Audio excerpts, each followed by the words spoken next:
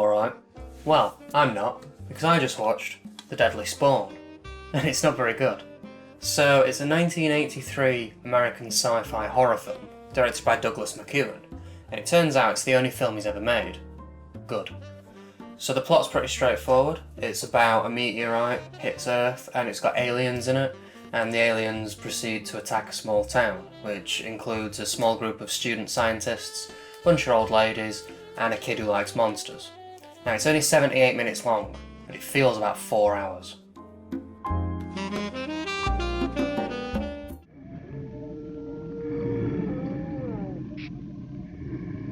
Oh, Mother!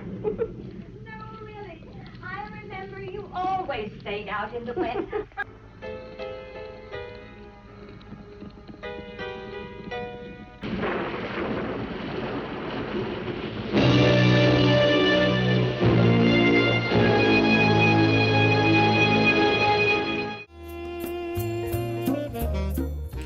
So where do I start with this then? Well, the plot is really bland. Nothing much really happens in between the aliens appearing, and the acting is not laughably bad, it's dull bad, unfortunately. The setting's really uninteresting, just a bunch of people's houses and basements, didn't even notice the music, and the gore and visual effects are nothing special at all. Worst of all though, is that the monster looks like this.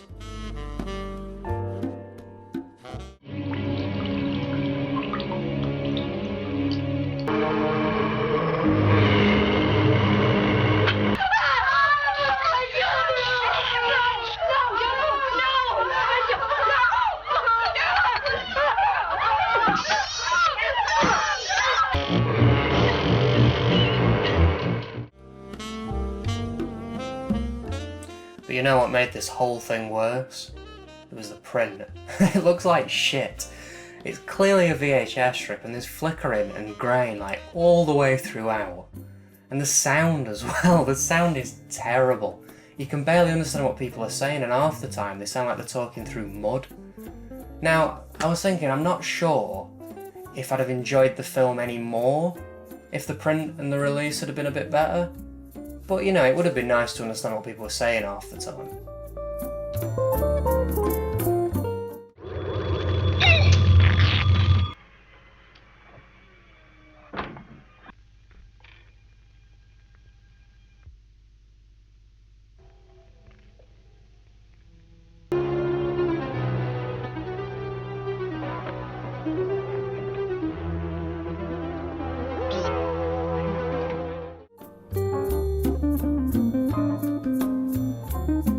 Let's have a look at the case then. Again, everything's fine. It's very short. I guess they didn't have too many nice things to say.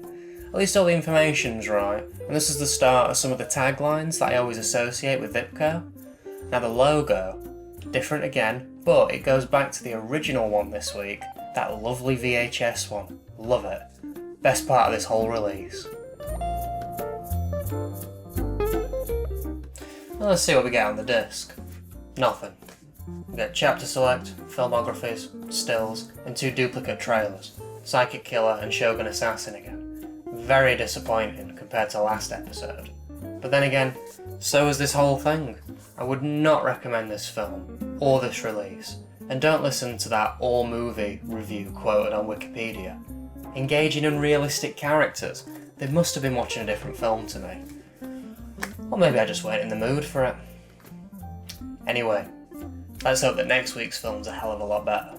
And it should be, because we're going to be taking a look at Tobe Hooper's Death Trap.